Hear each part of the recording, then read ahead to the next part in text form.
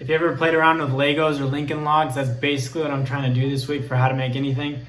I am going to make a replica of Maseeh, and we'll see how that goes. I'm using inspiration from Lincoln Logs. So this is a step after I've already created all my pieces.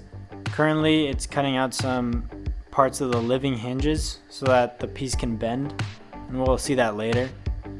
And yeah, this is a laser cutter, first time using it, so super fun and exciting to use.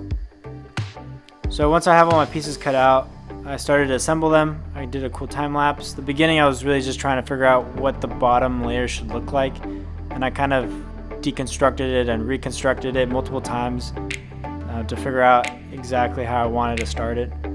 And then I realized I didn't have enough pieces, so then I decided to just focus on the front part. And here we have MTV Welcome to My Crib moment. There's a good look at my living hinges. They actually came out really nicely. The hinges in here, or the joints, the chamfer joints, were super snug and came out really nicely. Here's my CAD.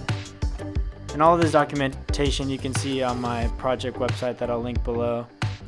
The back obviously isn't that finished, but you know, it's okay. And here we go. Maseeh. Thanks for watching. Please subscribe.